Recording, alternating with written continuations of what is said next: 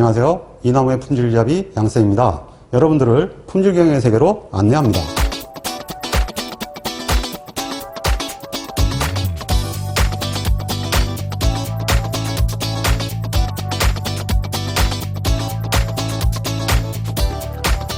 자, 제2강은 확률과 사상으로 시작합니다.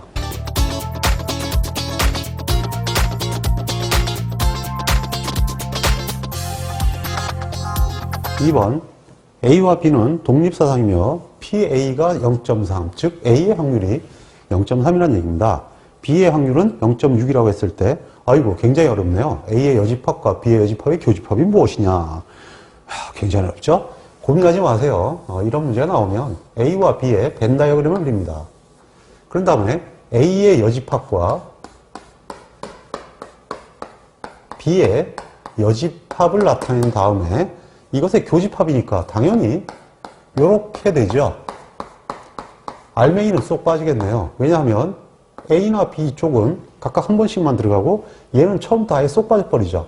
그러다 보니까 요 땅콩 같은 모양이 쏙 빠진 형태가 되죠. 그래서 결국은 PA 여집합의 교집합의 B의 여집합은 1-P와 A의 B의 합집합을 해주면 바로 되겠습니다. 근데 여기서 P와 A와 B의 합집합은 PA 플러스 PB 마이너스 PA, B의 교집합이 되는데 현재 문제에서 AB가 독립사상이라고 했죠. 독립사상이라 했으면 얘는 당연히 PA 곱하기 PB가 됩니다. 그러므로 현재는 A와 B의 교집합을 주지 않았지만 저 말로도 이건 풀 수가 있죠. 0.3 더하기 0.6 마이너스 0.3 곱하기 0.6이 됩니다.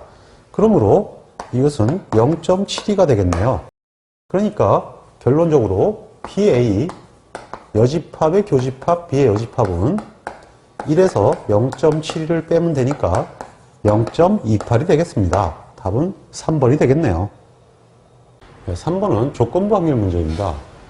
투본 공간 S의 두 사건 A, B에 대해서 A와 B의 교집합의 확률은 6분의 1이고 B 조건 하에서 A의 확률은 4분의 1, A의 조건 하에서 B의 확률은 3분의 1일 때 PA를 구하시오. 이렇게 되어 있죠. 그러면 PA 조건부 B는 PB분의 PA 교집합 B니까 이건 PA를 구할 수가 없죠. 그러니까 이 공식은 사용할 수 없고요. PB/A는 PA와 B의 교집합이 되니까 이거는 구할 수가 있네요. 그러니까 우리는 PA를 구하는 거니까 PA는 PB/A 3분의 1이죠. 네, 그래서 3분의 1 들어가고 PA 교집합 B는 6분의 1이네요.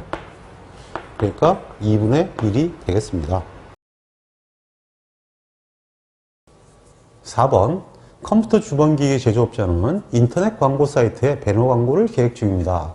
이 사이트에 접속하는 사용자 1000명을 이미 추출하였습니다. N이 1000이죠. 이들의 사용자 특성을 조사한 결과가 표와 같을 때 옳지 않은 것을 고르시오. 이렇게 얘기했습니다. 보통 이렇게 나오면 이것은 조건부 확률에 관한 문제가 됩니다. 그래서 이러한 문제들이 많이 출제되어 있으니까 주의하셔야 합니다. 첫째, 임의로 선택한 사용자가 30세 미만일 확률은 0.35이다. 임의로 선택한 사용자가 30세 미만이라 했으니까 이쪽 그룹이 되죠. 남자와 여자의 합이 350명인데 당연히 이건 1000분의 350이니까 0.35가 되죠. 일반적인 집합 문제네요. 두 번째는 임의로 선택한 사용자가 30세 이상의 남자일 확률이라고 했습니다. 30세 이상의 남자는 200명밖에 안 되죠. 근데 여전히 총 분모가 1000명이니까 1000분의 200이 돼서 당연히 0.2가 됩니다. 그러니까 이것도 맞는 얘기네요. 3번 임의로 선택한 사용자가 여자이거나 여자면 이쪽이죠. 그리고 적어도 우아가 됩니다. 그러니까 이거나 그랬으니까 적어도 30세 이상의 남자가 아니라 30세 이상이네요. 30세 이상이니까 이쪽이 되죠. 1 확률은 얼마냐 그랬습니다. 그러니까 여자이거나 30세 이상인데 지금 현재 0.45는 여자이면서 30세 이상을 얘기하고 있네요. 교집합이니까 450명이 되겠죠. 근데 이건 지금 합집합이거든요. 이거나 적어도 30세 이상이 됐으니까요. 그러면은 당연히 이거는 750명이 되죠. 그래서 1000으로 나누니까 0.75가 되겠네요. 그래서 3번이 틀렸죠. 그래서 이게 국어를 잘해야만 푸는 문제가 되겠네요. 4번은 조건부 확률입니다. 임의로 선택한 사용자가 남자라는 조건 하에서, 그럼 벌써 이건 다 없어지는 겁니다. 남자라는 조건 하니까 450명이 되죠. 예, 이 조건 하에서 30세 미만의 확률을 구하세요. 250명입니다. 그러므로 이것을 계산하면 당연히 0.56이 되죠. 이것을 원래대로 풀면 이렇게 됩니다. 임의로 선택한 사용자 남자라니까요. 남자라는 조건 하에서 30세 미만이라 했으니까 30세 미만이다, 이런 얘기가 되죠. 그럼 이거는 원래는 이렇게 됩니다. 남자일 확률에서 30세 미만과 남자의 교집 하일 확률은 이렇게 되거든요. 그럼 이걸 풀면 남자일 확률은 1000분의 450명이 되죠. 그리고 30세 미만과 남자의 교집합은 얘가 그러니 30세 미만이면서 남자니까 당연히 이거는 250 나누기 1000이 됩니다. 근데 이걸 이렇게 약분하게 되면 지금 이거하고 똑같아지죠. 그러니까 굳이 이 문제는 처음에 설명드린 대로 공식으로 공부할 필요가 없고 이렇게 그냥 상식적으로 푸는 게 훨씬 더 편합니다. 때로는 공식보다 상식이 편한 법이죠. 6번 확률에 대한 설명 중 옳은 것은 1번 주사위를 던지는 경우 나오는 수의 기대치는 3.5가 됩니다. 예, 기대값 배우셨죠? 이 x는 시그마 x, px가 됩니다. 근데 확률 변수가 1에서 6까지이고, 그리고 각각의 확률들은 모두 6분의 1로 동일합니다.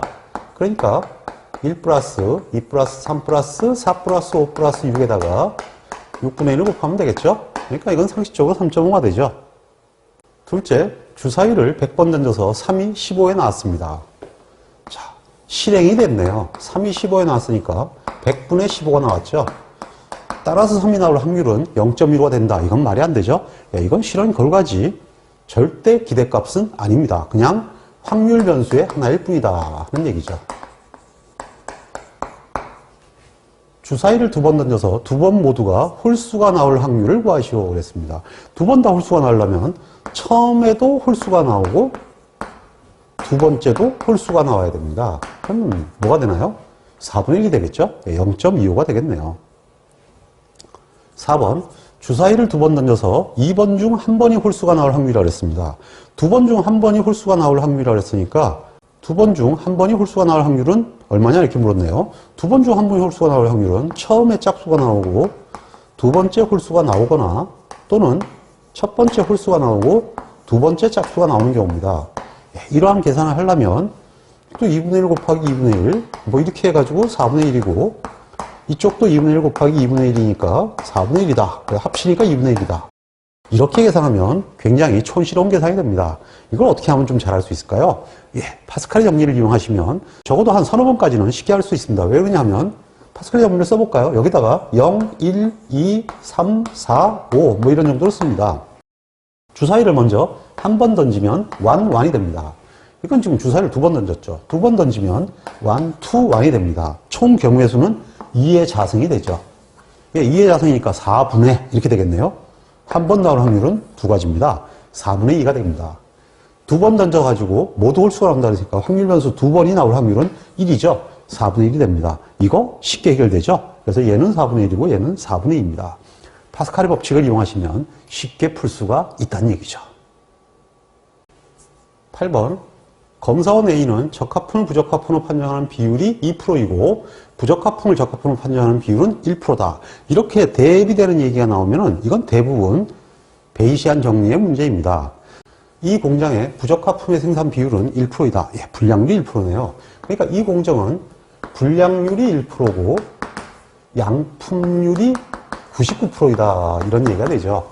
그런데 검사원 A가 적합품을 부적합품으로 판정하는 비율이 이걸 불량으로 판정하는 비율이 2%고 그럼 양품을 판정하는 비율은 98%가 되나요? 그 다음에 불량품을 적품으로 판정하는 확률이니까 양품으로 판정하는 확률이 1%가 됐습니다. 그럼 이걸 불량으로 판정하는 확률은 99%가 되네요. 예, 이와 같은 식으로 확률을 볼 수가 있는데 검사원 A가 어떤 제품을 불량으로 판정했습니다. 그러니까 이 경우는 아니고 이 경우도 아닙니다. 양품이니까. 불량으로 판정하면 이거 아니면 이것이 되겠네요. 그러니까 이 경우에 실제 불량의 확률은 이것일 확률은 이렇게 물었죠. 그러면 각각의 불량의 확률을 더해봅니다. 첫 번째가 1%가 99%예요. 그러면 1 곱하기 99 이렇게 하시면 됩니다. 단위가 어떻게 하냐고요? 다 퍼센트니까 상관없어요. 왜냐하면 분자 분모가 둘 다 퍼센트로 나오기 때문에 약분돼 가지고 없어집니다. 그래서 신경 쓰실 게 없답니다. 그러면 여기는 어떻게 됩니까? 99 곱하기 2가 되네요. 근데 이건 양품이죠. 이거는 분량이죠. 지금 원하는 것은 이럴 때 분량이 뭐냐 그랬으니까 1 곱하기 99가 되죠. 그러므로 당연히 주적합분 확률은 3분의 1, 0.33이 되겠네요. 9번 확률 변수 x가 다음의 분포가일 때 y의 기대값을 구하시오 그랬습니다. 단 y는 x-1의 제곱이다 이렇게 얘기했네요. 이러한 문제를 보시면 먼저 y는 x의 종속함수이므로 여기다가 y를 하나 더 떼세요. 괜찮습니다. 시험제 때도. x가 0일 때 y는 얼마인가요? 1이죠. x가 1일 때는요 y가 0이 되죠. x가 2일 때는 y가 1이 되네요. x가 3이면 2는 4가 되죠. 그러면 지금부터 이제 문제를 풀어볼까요? 이때 x의 기대값이 이것이면 y의 기대값은 이것이 됩니다. 그러니까 당연히 y의 기대값은 시그마 y px가 되죠. 그러므로 첫 번째 y가 1일 때는 확률이 3분의 1이고요. 두 번째는 y가 0일 때는 확률이 4분의 1입니다. 이건 뭐 계산 하나 망하죠. 그러니까 했다고 치고 세 번째는 y가 다시 1입니다. 이번에는 확률이 4분의 1이네요. 이번에는 확률 변수 y가 4가 됩니다. 4가 되면 이때 확률이 6분의 1이 되네요. 그러면 이것을 모두 더해보면 어떻게 되나요? 4분의 1가 됩니다. 이번에는 11번입니다. 두 확률 변수 x와 y에 대한 기대치와 분산의 성질에 관한 설명 중 틀린 것은 이것은 시험에 매우 잘 나오는 문제라 그랬죠. 그리고 이것은 답이 틀리는 문제가 거의 정해져 있습니다. 한번 확인해 볼까요? AB가 상수이면 AX-B의 기대값은 가감승제가 이루어진다. 그래서 AEX-B입니다. 뭐가 하나 없어졌죠? 틀렸죠? 마이너스 B가 들어가는 거예요. 이 정도는 굉장히 쉬운 문제죠. 근데 실전에서는 이것보다 훨씬 더 어렵게 나옵니다. 둘째, 확률 변수 XY가 서로 독립일 때 VX-Y는 독립이면 코베리언스가 0이 됩니다. 그래서 코베리언스가 없죠. 그러니까 코베리언스는 사라지고 VX 플러스 4Y가 된다. 이렇게 되면 굉장히 쉬워지는데 여기다가 A를 살짝 집어넣어요. 그래가지고 여기다가 A를 써버리는 거죠. 제곱을 싹 빼버리면 잊어먹게 되죠. 그래서 잘 틀리게 만듭니다. 이번엔 맞았지만요. AB가 상수이면 VAX-B다. 이것이 이제 쥐약이 되는 거죠. 여기서 B는 있으면안 게 되는 거죠. 그래서 VAX로 바로 바뀌게 됩니다. V에서 절편은 아무 상관이 없다. 반드시 명심하세요. 그 다음에 이 A는 사실은 이것이 2차 정률 모함수이기 때문에 A가 나갈 때는 당연히 제곱으로 나가게 됩니다. 이걸 살짝 틀어버리면 틀릴 수 있으니까 주의하셔야 됩니다. 4번 확률 변수 XY가 서로 독립일 때 AB가 상수이면 EAX-BY는 E는 무조건 가감승제죠. 그래서 AEX-BEY가 됩니다.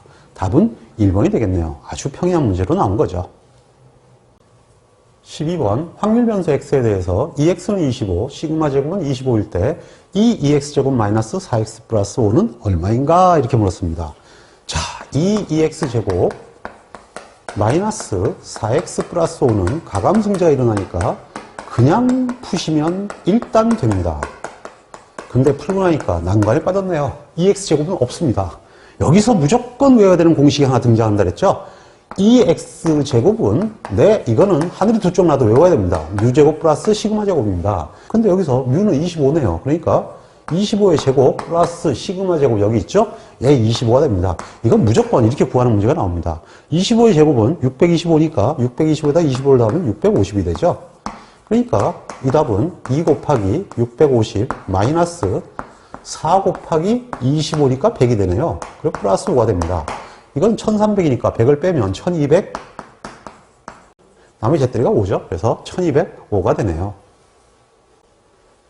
13번 서로 독립된 두 개의 확률 변수를 x1, x2라고 하고 그 평균치를 각각 u1은 3, u2는 4, 또 그 분산을 각각 시그마 제곱은 16, 시그마 2 제곱은 25라고 했네요. 그러니까 x1은 3, 4의 제곱이고 x2는 4, 5의 제곱이네요. 문제가 이거 완전히 쌍문 문제죠. 분산이 평균보다 오히려 크니까 이건 뭐 사실상 순 엉터리 문제예요. 자, 어쨌든 엉터리 문제가 아닌 건 간에 문제 출제된 걸 보면 y는 2x1 3x2라고 했습니다. 그러면 y의 평균치는 2y가 될 텐데요. 결국은 이건 이렇게 된다는 얘기죠. 2x1 마이너스 3x2를 하나 구하라는 얘기고요. 두 번째는 분산을 구하라 그랬는데, 이러한 형태의 문제를 낼 수 있는 이유는 바로 이 이유입니다. y는 2x1-3x2라는 함수란 얘기죠. 함수란 얘기는 이것이 종속함수니까 두 개와 동일한 확률에서 풀 수 있다는 얘기가 됩니다. 그래서 나온 문제니까 일단은 문제를 딱 보자마자 이거는 이런 뜻이구나 하는 걸로 이해해 주시면 됩니다. 자, 그럼 풀어볼까요? 우선 2x1-3x2는 2 곱하기 2x1 마이너스 3-2x2가 되죠. x1은 3이고 x2는 4니까 마이너스 6이 나오네요.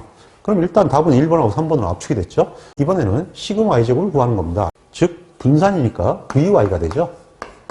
vy는 여기서 이걸 집어넣어야겠죠. v2x1 마이너스 3x2인데 x1과 x2는 서로 독립이라고 했습니다. 그러니까 코베리언스가 제로죠.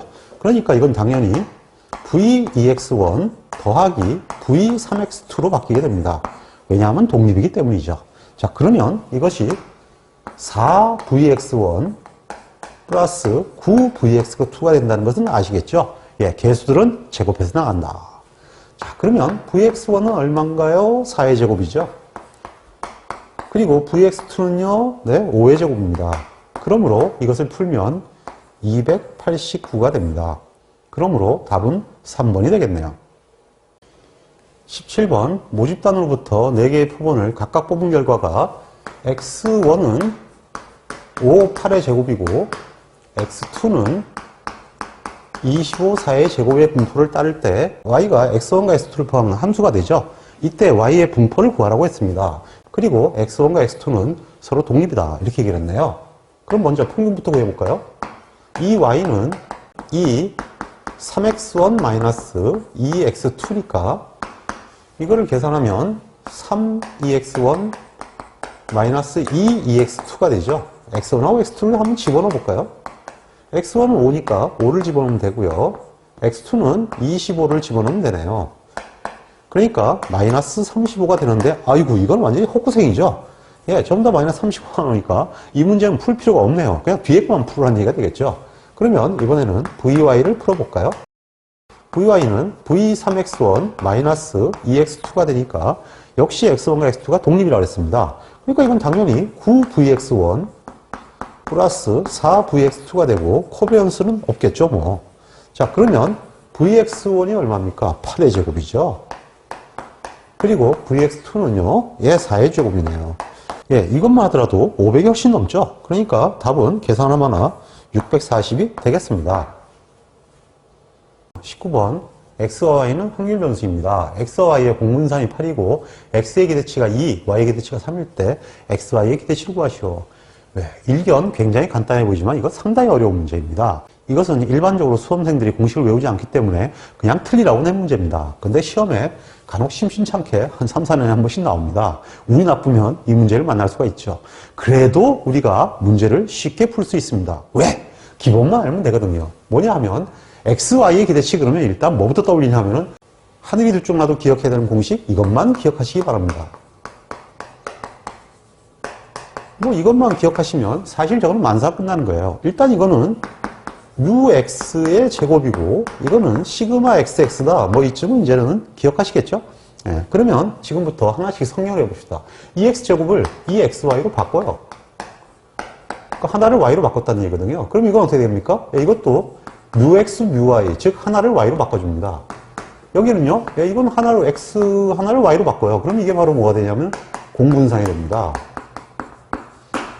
그러면 지금 값이 하나 주어져 있거든요. x의 기대치는 2이고 y의 기대치는 3이고 공분산은 8이다. 그러면 x, y의 기대치는 얼마냐 이렇게 물었죠.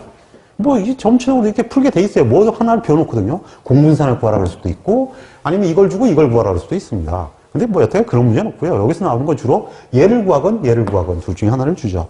자, 그러면 얼마인가요? 14가 되겠네요.